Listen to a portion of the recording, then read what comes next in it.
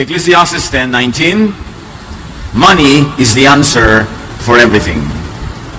The wisest man that collected wisdom, Solomon says, money is the answer for everything. Gaano katotoo, gaano kalaking exaggeration sa katotohanan, sa katuroan na ito? Dividing and multiplying money. Paano nga ba dapat pinagati-hati at pinaparami ang pagpapala ng Diyos ng mga kabuhayan? Dear Lord, we thank you for today. Salamat po sa buhay na ipinapahiram niyo sa amin. Salamat sa lahat ng kinakain namin at ng aming mga mahal sa buhay. Thank you, Lord, for keeping us safe, for answering our prayers. And thank you, Lord, for teaching us and enabling us to survive, to prevail in your name, and also to be victorious over our adversaries. Salamat, Panginoon, sa inyong patuloy na pag-iingat. At ngayon humihiling kami ng simpleng katuruan. Kayo po ang mangaral, maunawa, maipamuhay namin ng iyong katotohanan. Father, we ask you to be our preacher, our teacher and healer. In the name of Jesus, your Son, our Lord, we pray with thanksgiving. Dividing and multiplying money. Maraming katuruan sa Biblia tungkol sa pananalapi. At dapat maunawa ng mga anak ng Diyos ang mga magagandang katuroang ito. First of all, divide money. Money is meant to be divided. Money or its equivalent. Any material thing that enables you to have buying power, purchasing power, might also be called money. So, laging hati-hatiin ang pera sa necessities. Malinaw dapat sa isang tao kung ano ang necessity, ano ang luxury, ano ang need, ano ang want. At dapat, hindi tayo nalilito. Pag nalito tayo kung ano ang necessity, at pagpalit-palit natin yung necessity sa luxury, sa wants, madalas kinakapos ang pera natin at nabubuhay tayo ng puro na lang kahirapan. 1 Timothy 6:8, if we have food and clothing, we will be content with that. That is necessity, food, clothing, shelter. Proverbs 24:27, put your outdoor work in order and get your fields ready. After that, build your house. Tingnan niyo mabuti itong Proverbs 24:27. Sabi ganoon, yung mga trabaho niyo sa labas ng bahay, yung mga bukid, unahin ninyo, ihanda ninyo, at pagkatapos nun, tsaka kayo gumawa ng bahay. Ang ipinapauna, production before consumption. Na pagka dumadating ang pera sa ating buhay, ang isipin mo, paano ko ito gagamitin para kumita pa yung pera ko ng more money? Hindi yung, saan ko kaya ito gagastahin? Paano ko kaya ito uubusin? Paano ako magpapasarap sa buhay? Hindi yung, may pera ako, anong pwede kong gawing itanim? O ang pagtatanim ay isang uri ng sagisag ng lahat ng activity ng tao na nakakaproduce ng pera o ng goods o ng services. Inuuna mo, pag meron kang kabuhayan, paano ito pararamihin? Halimbawa, may buto ka, may mga mais ka, inuuna mo muna magtanim bago kainin mo lahat yung mais na yon. Pagkakain mo, isang beses ka lang nabusog, tapos buong buhay ka ng gutom. So, meron kang kinakain at meron kang itinatanim sa mga buto para meron ka pang anihin sa susunod na panahon, patuloy ka pang mabuhay. Maraming mga tao, hindi sila nakakatakas sa cycle of poverty, para nakatali na lang sila sa karukhaan, kasalatan, kahirapan buong buhay, kasi oras na kahawak ng pera, gastos ang inisip. Party tayo, kain tayo sa labas, o kaya bumili tayo ng ganito, bumili tayo ng ganyan, bumili tayo ng kung maliit na motor, bumili tayo ng kotse, bumili tayo ng bahay. Pagkatapos yung bahay magawa, wala namang income, walang pera, na isasangla din, na ibebenta rin, wala't wala. Kaya ang inuuna mo dapat, paano pakikitain yung pera mo para hindi lang minsanan magamit, may patuloy na income. So, laging hati-hitiin ang pera sa mga necessities and then sa mga bagay na productive. Hati-hatiin din ang pera sa savings and investments, as we have been saying. Pag kumita ka ng 10 piso, dapat meron kang itinatabi bilang impok mo sa buhay. Meron kang ipinamumuhunan para kumita yon kahit papano. Hindi lahat ginagastos, ginagamit. Tapos bukas, nakatunganga. Proverbs 6:6-8, you lazy people can learn by watching an anthill. Ants don't have leaders, but they store up food during harvest season. Marami daw tayong matututunan sa mga langgam, panoorin lang sila. Walang silang mga pinuno, pero lahat sila, pagka mayroong makukuhang dilihensya, dinadilihensya nila, ang liit-liit ng langgam, buhat-buhat niya yung isang butil ng bigas. Higit na mabigat kaysa sa kanya, higit na malaki. Tapos lahat sila, kooperasyon, linya-linya, pila-pila. Nag-iipon sila. Para pag dumating ang tagulan, na hindi sila pwedeng makapulot ng pagkain, hindi sila pwedeng makatawid ng mga baha at mga ulan, may nakaimbak silang pagkain. Mabuti pa ang mga langgam, may nakaimbak na pagkain for crisis. Maraming mga tao, pagka nagsara ngayon ang mga trabaho, walang trabaho bukas, wala rin kakainin bukas. pagka nawala ng hanap buhay ng isang buwan, wala nang kakainin afterward, walang nakaimpok, walang nakatabi. Sasabihin, paano naman kami makakapag-impok? Kulang at kulang pa ang pera namin. Kulang at kulang, pero lahat ng birthday nyo, may handaan, lahat ng mga may baile, may sayawan. Kulang at kulang, kulang lang sa pag-iisip. Sa pagpaplano. Sabi ko lang kayo, mga tamad na mga tao, matuto kayo sa mga langgam. Pagka sila nakakuha ng mga pagkain, hindi nila kinakain lahat agad-agad. Nagtatabi sila para sa mga araw na baka wala silang makuha ang pagkain. Kaya pag binabungkal ka, nabuklat ka ng mga bahay ng langgam, nakikita mo, may nakatago mga pagkain doon, binabantayan pa nila, may army pa sila, nakabantay pa. Para hindi sila dumating sa maubusan at magkandamatay sa gutom. Si Jesus, nung nagbigay siya ng puhunan sa 3 uri ng tao, iba-ibang laki ng puhunan, hinanapan niya ng tubo. Yung 2 binigay niya ng malaki-laking puhunan, nagbigay ng malaki-laking tubo. Pero yung isa, ang liit na nga nang binigay sa kanya, hindi pa niya in-invest. Sinuli lang niya sa Diyos na, eto, kung ano yung binigay niyo sa akin, ito isusoli ko sa inyo. Wala man lang kita. Kaya sabi ni Jesus, siya ang nagkukwento niyan, sa Luke 19:23, sabi daw nung God, represented by the Master in the story, why then didn't you put my money on deposit? So that when I came back, I could have collected it with interest. So, itinuturo ni Jesus, ang Diyos, pag may ibinigay sa iyo, inaasahan niya, pararamihin mo. Itong hindi nagparami, hindi namuhunan, inilubog lang niya sa lupa yung pera, isinoli niya kung ano yung dami nung ibinigay sa kanya. Sabi nung Panginoon niya, representing God, sana kung hindi mo man lang yan in-invest, inilagay mo man lang sa bangko, kumita man sana kahit 0.5 interest per annum yan. Kasi wala. Dapat meron. So niya, why? Why didn't you put it on deposit so it could have earned interest? Yung iba, hindi na nga nagkaka-interest yung pera nila, sila pa ang napag-i-interesan. Nadodoble ang kahirapan. May credit card ka, hindi mo babayaran sa oras. Tuwang-tuwa ang credit card company kasi next month, sa billing mo, may interest na yun. Hindi mo na naman bayaran. Yung interest na dapat kinita nun, kikita uli ng interest, at yung principal nun, kikita pa uli ng interest, hanggang nagkalubog-lubog ka na sa utang. Meron akong kilalang isang pamilya, iniutang nila sa bangko ang kanilang titulo ng lupa at bahay ng halagang 2 milyon. Matapos ang ilang kurap, matapos ang ilang gabi at araw, 5 milyon na. Hanggang di na nila natubos ang bahay at lupa na ilit na dahil hindi nila nababayaran sa oras yung dapat ay bayaran. Siyempre, pag-iinteresan yan. Napakahirap nung nagtatrabaho ka, mangungutang ka, yung guhol ka, wala kang planning. Pagkatapos, mangungutang ka kung kani-kanino, ang laki ng interest. Kung nagtitinda ka sa karinderya, sandok ka ng ulam, hugas ka ng hugas ng plato. Mula alas 6 ng umaga hanggang alas 11 ng umaga, lahat ng kita mo doon, pang-interest pa lang ng utang mo. Mamaya ka pa magsisimulang kumita ng para sa'yo. Hindi kasi napapansin ng iba yun na ang laking bawas sa buhay mo, yung interest. Kaya kung hindi ka nilang makakabayad, doon time, huwag ka nalang mangutang. Kasi lulubog at lulubog ka. Avoid na mapag-interesan. Pay on time. Credit card holders, pay in full. Kung ayaw nyo na kayo ay makain ng bangko. Napaka-importante, no? Avoid paying interests. It's a great waste of money, a great waste of energy, of effort, na yung pinaghirapan mong pera, ibabayad mo lang interest. So, laging hati-hitiin din ang pera sa enjoyment. So, dapat meron kang savings, may investment ka, and then meron kang enjoyment.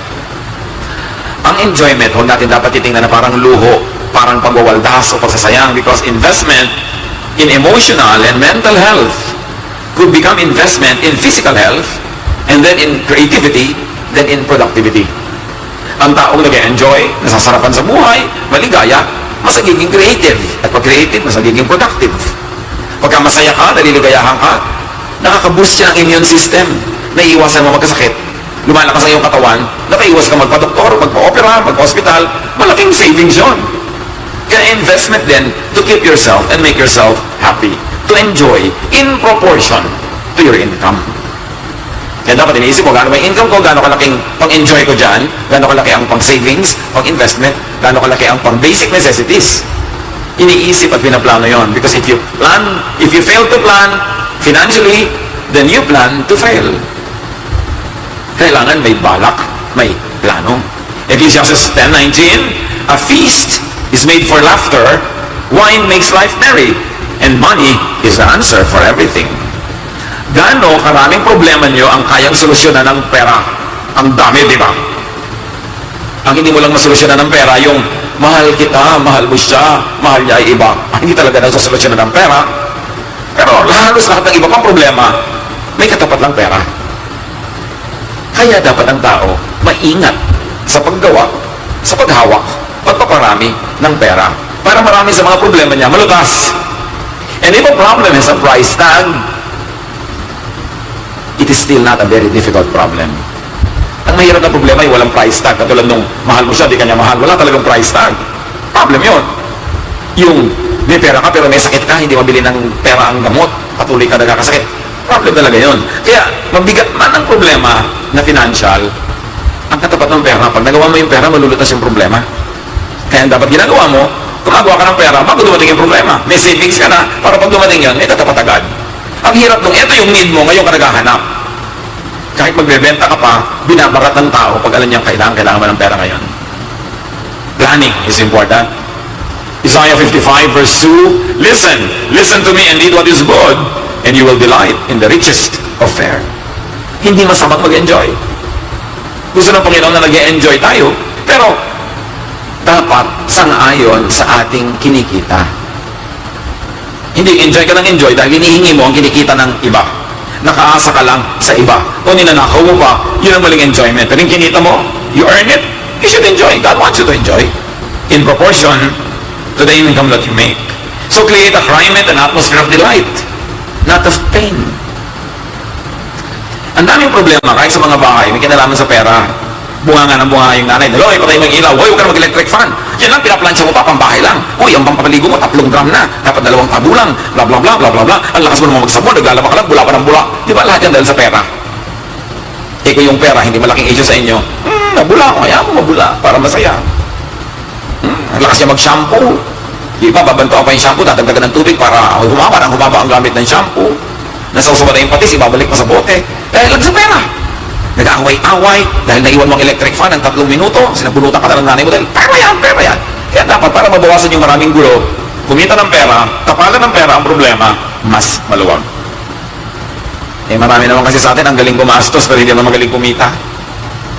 Ang tanda-tanda na, pang-load lang sa telephone, hinihingi pa sa mami. 60 years old na yun ha. Mami, pang-load, tingnan mo, senior na to. Pero wala pang pan-load. Anong ginawa mo sa buhay mo? Ba't di ka kumita? Dami-dami mong kinain pagkain. Kumpleto pa sa timpla. Tapos wala kang kita. Di ba mali yun? Laging hati-hatiin ang pera sa tithes and offerings. Napakaraming nagpapatotoo na sobrang lumuluwag ang blessing sa buhay nila pag faithful sila sa tithes and offerings. Because you complete the circle of giving and receiving with God. Ipinanganak ka sa mundo na walang dala ni anuman. So lahat ng gamit mo, ari-arian mo, suot mo, everything galing sa Diyos. That's why you should give back. Kasi may circle yan. Parang you inhale, you must exhale. Kasi ang kabigayan mo doon, halaman. Nag-inhale ka ng oxygen, galing sa halaman yon, exhale ka ng carbon dioxide para inhale naman ng halaman, gagawin niyang oxygen, i-exhale niya, kaya kayong dalawa may circle of giving. Kaya mas mawala ang halaman kasi wala na tayong kabigayan. Ganon din ang circle of giving with God. Genesis 28:22, I will give back to you 1/10 of everything you give me. Kaya mga iba, hindi lang nagtatithe sila ng, sabihin mo, financial. They tithe the 3 T's, time, talent, and treasure. Kasi lahat yan galing sa Diyos. Malakay 3:8-9, ang walang kamatay, ang katuruan tungkol sa bagay na ito. Sabi ng Diyos, you people are robbing me, your God. And here you're asking, how are we robbing you? You're robbing me of the offerings and of the 10% that belongs to me. That's why your whole nation is under a curse. Kaya alam niyo kung ba't kayo naghihirap? Kasi pati ako iniisahan nyo. Ako na pinanggagalingan ng lahat-lahat. Iniisahan nyo pa. So kaya kayo naghihirap. Dahil nyo pa isinumpa, sabi niya. At ituloy pa ito. Subukan nyo ako, maging tapat kayo sa inyong tithes and offering. Pag hindi naman lalo ka naging tapat at nag-umapaw ang pagpapala sa inyong buhay. It's part of wise economics to have a good circle of giving and receiving with God who gives everything. Ma-afford mo ba na makipagkasira ng relasyon sa Diyos na pinanggagalingan ng lahat? Lagi rin hati-hatiin ang giving, ang pera sa giving and sharing with other people. Isa yan ang sikreto ng mga taong maluwag sa buhay. Sila ipalabigay sa kapwa-tao. Yun namang sobrang wise, sobrang laging nanglalaman. Ang dami nga nila kumisang nakakahig, pero sa isang iglap, ubos, nakakasakit, nasusunugan, ubos din, wala rin. Kasi merong basic law of life, and this is the law of balance. You give, you receive. Pag receive ka ng receive, you don't give, the system breaks down. It doesn't work that way. Proverbs 22 verse 9, the generous will themselves be blessed, for they share their food with the poor. Yun daw pala bigay, hindi pala tuos, sila ang tunay na magsasagana sa buhay, pagpapalain, kasi ang pagkain ay hindi lang pinakakait sa mga gutom. At Ephesians 4:28, use your hands for good hard work, and then give generously to others in need. In other words, produce surplus. Magtrabaho ka, kumita ka ng hindi lang sapat sa pangangailangan mo, kundi higit sa pangangailangan mo, para may sobra na pwede mo pang ipamigay sa mga karapat-dapat na pakainin. Mga sobrang bata, sobrang matanda, sobrang may sakit, o sobrang inaalat sa buhay, tulungan mo. Napaka-basic, nung kinikita mo ang lahat ng kailangan mo, dapat sobra ang kinikita mo para may ipamigay ka pa. Hindi mas lalo namang mali yung hindi mo nga kinikita yung gagamitin mo sa sarili mong buhay. May kailangan kumita nun para sa'yo. That's not how it works. Kaya sobrang mga palaasa, hindi naman kahit kailan nagiging self-sufficient. Because we are compelled, we are taught by the Bible to produce more than we need, so that we will have surplus to give away to deserving people. Usually very old, very young, and very sick. Pero yung hindi naman very old, hindi very young, and not even sick, tapos binubuhay mo, kaya-kaya naman niya magtrabaho, pero hindi nagtatrabaho, mali na yun. Sabi sa Bible, if anyone does not work, he should not eat. Pag able-bodied siya, malakas ang kanyang katawan, hindi siya nagtatrabaho, kaya ang magutom. Hindi mo tungkuling pakainin yung batugan. Ang itinuturong pakainin natin yung mga may sakit, mga kapuspalad, mga nakakulong, mga sobrang dumaan sa mga paghihikaw sa buhay na hindi pa nakakaahon, sobrang bata pa para kumita, o sobrang tanda na para magtrabaho. Yun ang itinuturo sa atin na tulungan. So, balansehin ang paghati-hati sa pera. Huwag na lang puro necessities lang. Meron naman ang dami-dami pang extra pera, pero talaga namang hindi mo lang magpasarap sa buhay. Tapos namatay na lang bigla. Sayang. Huwag naman puro savings and investment lang. Save ka ng save, ang dami mo na save, bigla ka namatay ngayon. Nag-enjoy, iba. O kaya, huwag naman puro enjoyment lang. Inubos mo na sa saya, hubaba pa yung buhay mo, wala ka ng income. Ang haba mong gutom. O huwag puro sharing and giving lang. Meron naman ganun, puro share, give, tapos wala siyang ina-enjoy sa sarili. Dapat balance. You spend for necessities, you save, you invest, you enjoy, you share, you give, you tithe, you make offerings, all of that. Kahit piso, pwede mo maghati-hatiin sa lahat ng yon kasi meron pang sentabo. In proportion, lagi. Proverbs 28:4, do not wear yourself out to get rich. Huwag mo na sobrang gasgasin ang sarili mo sa pagpapayaman. Siyempre, it goes without saying, huwag mo rin sobrang gasgasin ang sarili mo sa pagtitipid, sa pag-iimpok, sa pag-i-invest. Yun namang iba talaga namang invest pa ng invest, dapat harvest time na. Mag-harvest ka naman, tumigil ka muna ng katatanim kasi ang dami mo nang itinanim, ang dami mo nang ani, hindi ka na nag-enjoy na umani, tanim ka pa rin ng tanim. Dapat may balance ang buhay. Do not wear yourself out on anything. Sabi sa Bible, a man who fears God will avoid all extremes. Dapat balance. Hindi sobrang tipid, hindi sobrang gastos, hindi sobrang pahinga, hindi sobrang pagod, gitna lang. Yun ang tunay na maka-Diyos. May balanse ang buhay. A little of this, a little of that. Enjoy everything in small doses. Halimbawa, bakasyon. You can have a grand vacation every 10 years, or 5 years, or 3 years, or every year. Depending on your capacity, and depending on what kind of vacation you have in mind. Pero dapat may bakasyon din kayo at least once a month. Once a week, once a day, once every hour. Ano mga bakasyon yun? Kayo mag-design. Nagtatrabaho ka halimbawa 8 hours a day. Every hour, magkaroon ka man lang ng 5-10 minute break. Look at a good scenery, listen to music, or just sit and relax. It's a vacation. It's rest. Yung iba, magtitipid ng pagkahaba-habang panahon. Tapos sa dulong na lang niya balak enjoyin. Ayun nga, paano ko na natapos na yung buhay niya bago dumating doon sa dulong iniisip niya. O kaya inabot ka niyang buhay yun pero hindi na siya malakas. Hindi na niya pwedeng ma-enjoy. O isip ka ng isip ng vacation, tapos nung 9th year na, 1 year na lang bago mag-vacation, Yung bulkan na gusto mong puntahan, sumabog na. Wala nang bulkan. So, sayang ang panahon. Dapat gumagawa ka ng mga mini vacation, mini rest, mini parties, hindi lang laging one grand party every 10 years. Mini parties, like may barbecue party ka, banana cue party with several people. Umimbento ka dapat. But you should have little of everything. Why? Why should you have little of everything every day, every week, every month, every year? Because you do not know if your life would be short or long. Di mo naman alam kung gaano kahaba ang buhay mo eh. Kaya na, saka na tayo lalabas, saka na tayo magkakaroon ng get-together. Busy-busy ako ngayon. Ilang buwan na yon, taon na ang binilang. Sure ka ba na pag dumating yung araw na yun, nandun ka pa o nandun pa yung anak mo? Hindi natin alam kung gaano tayo kahaba mabubuhay. Kaya dapat lahat enjoyin mo na, gawin mo na. All in a day. Sa isang araw, meron kang trabaho, meron kang saving, meron kang investment. Kayo mag-apply kung paano gagawin nyo yun. Pero dapat hindi dumadaan isang araw, isang linggo, isang buwan na hindi mo na-enjoy ang lahat. A little of everything. Luke 12:16-20, Jesus told them this parable. The ground of a certain rich man yielded an abundant harvest.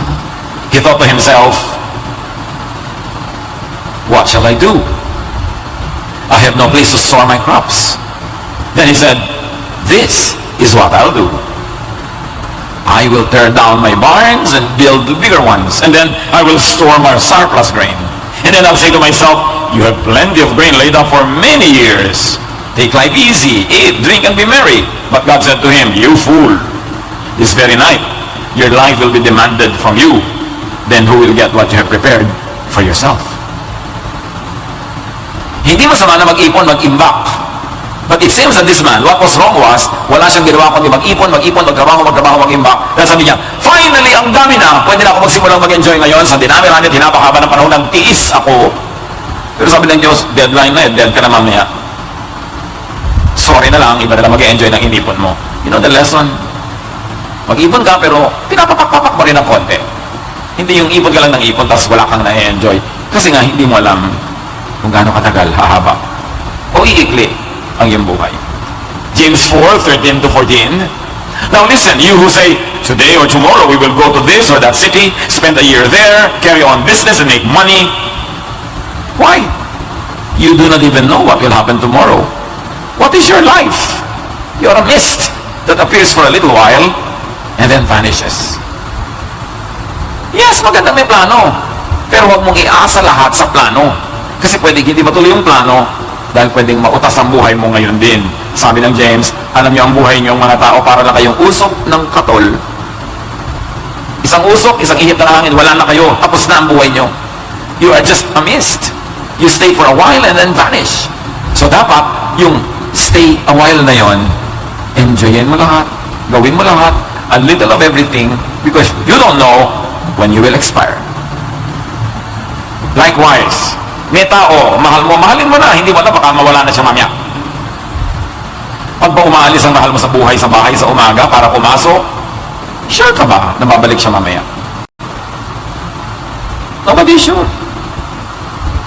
Kaya dapat sa umaga, pag may umaalis, hindi kayo umaalis na nagkagalit. Kasi baka mamaya hindi na siya bumalik ng buhay. Malay mo. Kaya dapat, uy, aalis ka na, bati na tayo. Bakit? Baka mamatay ka eh. Sabi niya, ikaw, baka ikaw mamatay. Magkakaway na naman kayo kung sino maunang mamamatay. You don't know. Ang mahirap sa lahat, yung may namatay and you are possessed by regrets. Iiyak-iyak ka sa harap ng kabaho. Hindi ko pa kinausap kanina. Dapat walang ganon. So, huwag kakabaka na makagalit. May gusto kang ibigay na mabuti, gawin mo na, ibigay mo na. Because sabi nga ng kata, we may never love like this again. Baka wala ng time. Gawin. So, sino ang sisinop sa kabuhayan mo when you are gone? Pag sobra-sobra ka nagpagod, hindi ka na nag-enjoy, namatay ka, sino mag-enjoy? Ecclesiastes 2:18-19. Itong si Solomon na nagpayaman, ang dami-dami niyang naipong kayamanan, ng problema rin. I hated all the things I had toiled for under the sun because I must leave them to the one who comes after me. And who knows whether that person will be wise or foolish. Yes, yet they will have control over all the fruit of my toil into which I have poured my effort and skill under the sun. Sa inyo, kinamuhian ko ang lahat ng paghihirap ko. Bakit naman? Ang dami ko na ipundar, tapos mamamatay ako. Sino ang magpapasasa ng mga yan? Ang bigotilyo na to, na boyfriend ng anak ko, na mapapangasawa ng anak ko, mamanahin ng anak ko, ang lahat ng kabuhayan ko, mamamatay ang anak ko, edi sa boyfriend na niya yun? Ngayon, ang bitterness ng buhay. Hindi naman masamang walang na may ipamana. Pero tiyakin mo na, nagpapamana ka, pero hindi ka lugi yourself. May in-enjoy ka rin, may ipapamana ka. Yan ang hirap. Alam niyo ba na merong mag-asawa na may kaisa-isang anak? Para madalian sila sa mga mana-mana issues, inilipat na nila lahat ng kabuhayan nila sa pangalan ng anak nila para pag namatay sila, wala namang inheritance tax, wala nang gulo-gulo. Nag-asawa si anak. Alam niyo na kasunod, ilabas yun ang mga Kleenex. Biglang namatay si anak. Pumunta lahat sa asawa. Bruhitik yung napangasawa. Pinalayas yung mga biyanan na pinanggalingan ng lahat-lahat. Gumapa ngayon sa hirap yung mag-asawa, hindi binigyan ng manugang. And to top it all, nag-asawa ng bago yung manugang nila, sila na ngayon ang nakatira sa mansyon. Ganun ang buhay. Hindi mo alam. At dahil hindi mo alam, enjoy everything, a little of everything, work a little, enjoy a little, laugh a little, cry a little, every day, every week, para wala kang pagsisisi. Ano man ang mangyari. Ngayon, humaba yung buhay mo, malusog ka pa, hindi may savings ka, magagastos mo pa rin lahat. Pero meron dapat. Not at the point na nalugi ka sa sarili mong fun, enjoyment, happiness, fulfillment, dahil wala ka lang ginawa kundi mag-ipon ng ipapamana. Yung anak mo nga, hindi ka lagi sure kung magiging mabuti eh. Lalo naman sa manugang. Kaya ang tao dapat nag-iisip. Kasi kadalasan, pagka matanda ka na, mahina ka na, wala ka nang kakayang kumita, doon lalabas natin ugali ng mga taong nasa paligid mo.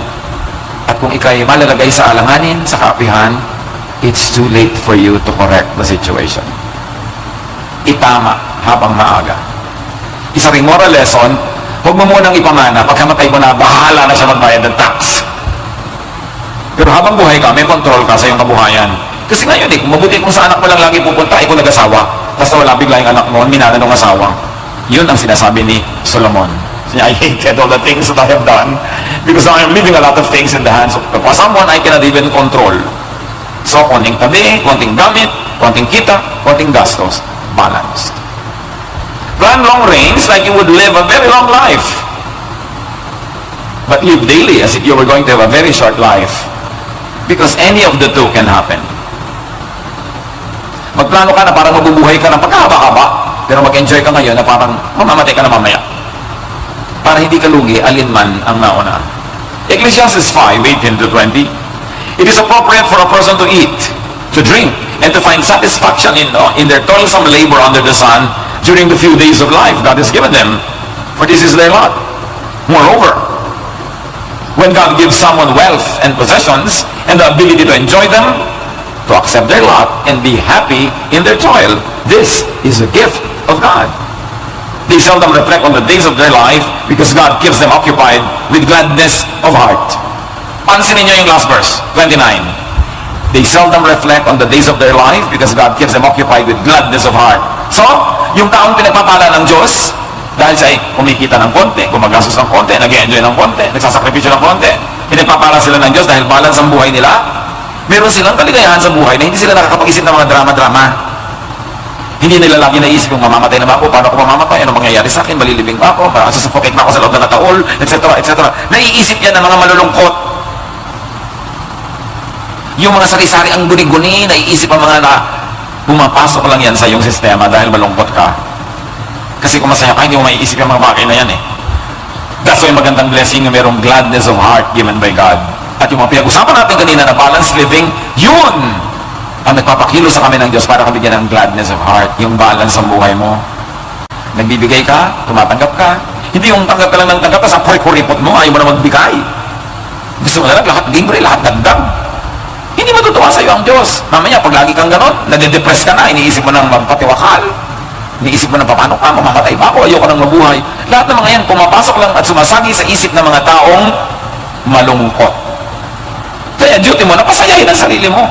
Kasi pagka dinanapo ka ng lungkot at ayaw umalis ng lungkot, sari-sari mga impacto ang kumikilo sa loob ng iyong utak na ibinubulong lang, sirain mo sa sarili mo. Kaya mahalaga, make yourself happy. And you know one of the best ways to make yourself happy is to make others happy too. kaligayahan mo ay kaligayahan ng iba, ay ang galing nun. What? Ano ibig natin sabihin? May nagugutom, pinakain mo, lumigaya siya. At dahil lumigaya siya, lumigaya ka, pareho kayo maligaya, hindi maligaya ang Diyos. Pero kung may nanakawang ka, ligaya mo, eh natalo naman siya. Ang lungkot niya, hindi balance siya. Hindi natutuwa ang Diyos sa ganon. Nanalo ka sa sugal, ang dami-dami mong panalo. Siyempre sa kabilang bahay, umiiyak lahat ng tao doon dahil sila yung natalo. So ang saya niyong pamilya, pero may pamilyang nalungkot, hindi balance yun, hindi pagpapala yun. Eh ang bait-bait mo naman, pinamigay mo na sa lahat. Yung anak mo ngayon, wala nang pang-enroll, wala na kayo makain, pinamigay mo lahat sa kamag-anak mo. Hindi rin balance yun, dahil sumaya sila, lumungkot ang mga anak mo. Hindi rin natutuwa ang Diyos doon, dapat balance. Lahat, merong saya. Kaya napakadakila ng pagkatao na ang kaligayahan mo ay yung kaligayahan mo na ng iba. Pag nabigyan mo siya, lumiligaya ka rin, hindi pareho kayong masaya. Pero kung ikaw ay taong merong umaasa sa'yo, nagulang ka, meron ka mga dependent, hindi pwede pamigay lahat kasi merong umaasa sa'yo eh. May mga ganun ha. Nagtatrabaho itong si kuya, bigay ang lahat ng pera sa mga kapatid, yung mga anak niya, wala na ibigay, ano kung mga anak niya? Pag may nakaasa sa'yo, may pananagutan ka, wala kang karapatang ipamigay lahat yan. Kasi may umaasa sa'yo, dapat a little of everything, hati-hati pa rin. Napakahalaga na may balance eh. No? But the gladness of heart is a blessing from the Lord. So kailangan nagbabalanse para alin man ang mangyari, humaba o umiksi ang buhay, walang lugi, walang regrets. Proverbs 31:25, yung babae na uliran, she can laugh at the days to come. Ito yung babaeng nagtatrabaho, naghahanap buhay, kumakain, masarap ang buhay, maganda ang mga damit niya, masarap ang buhay ng kanyang mga anak, ng kanyang asawa, pero naghahanap buhay siya, negosyo siya ng negosyo, she can laugh at the days to come. And you know why? Because she has money. And her family is happy, and they love each other. Sabi niya, kahit anong dumating, okay lang. Malalampasan namin. Kasi nagmamahalan kami mag-anak, nagtutulungan kami, at may pera kami. Di ba ang laking worry yung wala kang pera? Takot na takot kami magkasakit dahil wala kayong pampagamot. Lalo ka naman takot na takot mamatay siya dahil mas mahal maglibing. Yung hindi mo na alam kung bakit ka nalulungkot na may namatay eh, dahil ba sobrang gastos, o dahil ba hindi na siya kikita, o dahil lang mahal mo lang talaga siya. Nakakalito na yon pagka wala kang pera. Kaya mahalaga ang tao talagang kumita ng kumita habang kaya. Philippians 4:11-12, habang ginagawa mo ang lahat, dapat din naman matuto ka maging kontento kung ano muna yung ani mo ngayon sa araw na ito at hindi pa kasing dami ng gusto mo. I have learned to be content whatever the circumstances. I know what it is to be in need, and I know what it is to have plenty. I have learned the secret of being content in any and every situation, whether well-fed or hungry, whether living in plenty or in want. Yun ang contentment with the Lord. Nabagang may plano ka, gusto mo marami pa, pero kung konti ngayon, kaya mo ring sumaya. Hindi mo iniaasa sa dami ng mga bagay ang iyong kaligayahan. Iniaasa mo yun sa peace of mind, sa iyong conscience, sa relationship mo sa Diyos, na alam mo, ginagawa mo ang best. So hindi pa man dumarating yung harvest, alam mong may darating, and you teach yourself to be contented with whatever little or much that you have at the moment. And because you have to divide money all the time, di ba? Therefore, you have to multiply money all the time also.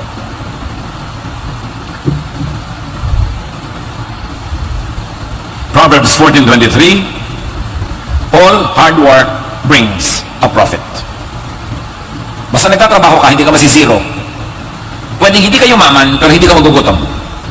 Basta nagtatrabaho ka. Earn every year, every month, every week, every day. Dapat may kinikita ka lagi. Kasi araw-araw, gumagastos ka, kumakain ka, nagko-consume ka, dapat kinikita mo yun. Proverbs 13:11, whoever gathers money little by little makes it grow. You see, God wants money to grow. And do not squander what you already have.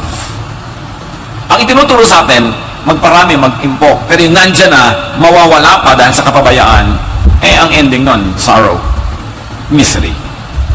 So make enough money. Proverbs 38:9, give me neither poverty nor riches, but give me only my daily bread. Otherwise, I may have too much and disown you and say, who is the Lord? Or I may have become poor and steal, and so dishonor the name of my God. So itong prayer na ito, one style of approach to money, make just enough. Sabi, ibigay nyo lang po yung talagang kailangan ko. Kasi, pag sobrang dami, baka yumabang ako, pati kayo, pagyabangan ko. Pero pag sobrang konti naman, baka magnakaw na ako, hindi na yung glorifying to you, O Lord. So, yung tama lang, please. But there's another approach is to make more than enough money. Parehong godly yun. Ano ang pipili kung anong bagay sa inyo? Ito yung capacity nyo to handle the situation. Kung hindi nyo kayang yumaman, huwag kayong magpayaman. Ang hangarin nyo yung sapat lang. Pero kaya nyo, edi magpayaman kayo, kaya nyo pala. Anong ibig sabihin ng kaya? May mga pamilya, mabuti pa nung walang pera, tahimik. Nung nagyumaman, nagkagulo-gulo, hindi sila marunong mabuhay bilang mayaman. Sinisira sila ng pera, hindi nila kayang handle ng pera. May mga pamilya na mabuti pa nung iisa lang ang TV set, maliit ang bahay, lagi silang siksikan sa sala, nanonood together. Pero nung yumaman, kanya-kanyang kwarto, kanya-kanyang TV, kanya-kanyang kotse, hindi na sila nagkikita. Yun ang ibig natin sabihin, hindi nyo kayang mag-handle ng pera, hindi nyo alam kung paano. I know a family that had all the means to make a huge house with many bedrooms, pero ang ginawa lang nila, isang kwarto for the boys, isang kwarto for the girls, sa mga anak. Kaya nila magtigit-tigis, ha? At may nagtanong, bakit magkakasama mga anak ko sa kwarto? Kaya-kaya naman paggawa ng malaki, bahay, maraming kwarto. Ngayon lang sila magkakasama habang mga single yan. Pag nagkasaasawa na yan, kanya-kanya na yun ang bahay, kanya-kanyang buhay. So habang pwede pagsama-samahin, sama-samahin sila para mabuo yung relasyon, mag-gel sila at maging magbanding sila para pagdating ng araw, kahit iba-iba na bahay at buhay nila, matibay pa rin ang relasyon nila. Yan ang matalinong mayaman. Kaya niyang yumaman kasi hindi siya nasisilaw, hindi siya nalulunod sa pera. Kinokontrol niya ang pera, hindi siya nagpapakontrol sa pera. Yun ang sad reality about many people that they call nouveau riche, yung bagong yaman. Galit na galit, langong-lango sa pera, hindi malaman ang gagawin. Isa lang ang ending. Away-away silang pamilya lagi. Ano man ang dahilan at paano nangyayari yun? Basta ang ending, nag-aaway-away sila. Hindi kasi sila marunong mag-handle ng pera. So, huwag mong hangarin na yumaman kung di mo kaya. Kung ikaw'y bombilya na 10 watts, huwag kang magpadaan ng 1,000 volts kasi mapupundi ka. Kaya, one of the two. Yung isa make just enough money, yung isa make more than enough. Kung kaya mo. Ecclesiastes 11, 1 and 6. Invest in 7 ventures. Yes, in 8. You do not know what disaster may come upon the land. Sow your seed in the morning, and at the evening, let your hands not be idle, for you do not know which will succeed, whether this or that, or whether both will do equally well. So sabi, don't put all of your eggs in one basket. Mag-invest ka sa 7 iba-ibang negosyo. O kaya, 8. Sabi, kasi hindi mo naman alam kung alin na magkiklik eh. So mabuti na yung marami. Sabi, sa umaga, magtanim ka na habang hindi pa mainit sa bukid. At pag mainit na, umuwi ka na ng bahay, magkahi ka, mag-wood carving ka, magkarpintero ka, mag-bake ka ng cake, do something, para yung itinanim mo sa bukid, tumutubo, at may ginagawa ka pa rin iba ngayon. At kahit gabi na, gumawa ka pa. Hindi karpintero ka, binabayaran ka 8 to 5, 4:30 pa lang, nagliligpit ka na ng mga gamit mo. E bayad ka pa hanggang 5. Empleyada ka, 4:30 pa lang, suklay ka na ng suklay. Sipilyo ng sipilyo. Pero mamaya ka pa magbabandi clock pag 5. Sa palagay nyo, pagpapalain kayo ng Diyos, alam naman niya yun. Kaya mo kung isang dayain yung human employer mo, our employer in heaven, who sees everything. Kaya iba yung akala nila, nakakaisa sila, pero hirap pa rin sa buhay, kasi hindi honest. Remember, it is God who gives you gladness of heart. It is the blessing that only God can give. You can manipulate things, you can make it appear that you are working hard, but you cannot make God bless you if God doesn't want to bless you. So yung factor ng Diyos sa buhay natin, mahalaga. Na honest ka, nagtatrabaho ka, tama lang. Sabi ko na, hindi mo alam kung alin sa mga ginagawa mong pagpapalain, kaya mabuti na yung may iba-iba ka pang pagkukunan. Tulad din sa isang pamilya, 8 kayong kumakain, isa lang nagtatrabaho. No. Dapat ang hindi lang nagtatrabaho na doon, yung sobrang tanda, sobrang bata, may sakit. Pero dapat lahat, pag kumakain, nagtatrabaho. Hindi isa lang ang inaasahan. Remember, don't put all of your eggs in one basket. Dapat lahat may kanya-kanyang kontribusyon. Dapat multi-income ang mga pamilya. Hindi na uso yung isa na lang ang breadwinner. Yung iba bread eater. Dapat lahat breadwinner. Nagko-contribute para umangat ang pamilya. Ephesians 4:28, quit stealing. Be honest and work hard so you will have something to give to people in need. So tumigil ka hindi lang ng pagnanakaw, kundi simulan mo naman na magkaroon ng surplus income. Deuteronomy 8:18, remember the Lord your God, for it is He who gives you the ability to produce wealth. In other words, God wants us to produce wealth. Huwag niyong i-demonize, huwag niyong masamain yun. Basta hindi ka napapasama, hindi ka gumagawa ng masama, make a lot. You don't want to spend it, give it away to deserving people. But you have to do this. Kailangan natin na mag-divide at mag-multiply ng pera. Money is a blessing, it's not a curse. It is the love of money that is evil, not money. The love of money. Being a slave of money is bad, but making money your slave, that is so good. So that it could do good, you could do a lot of good through money. So divide and multiply money. Dear Lord, teach us to apply this in our daily lives. Patawarin niyo po kami kung may mga pagkukulang kami sa alinman sa mga napag-usapan o sa mga ibang di napag-usapan pero sumaki sa aming isipan habang pinag-aaralan namin ang mga bagay na ito. Patawarin mo kung sa aming mga pagkukulang. Salamat po sa binibigay niyo sa aming mga kakayanan. Palinawin niyo ang aming isip.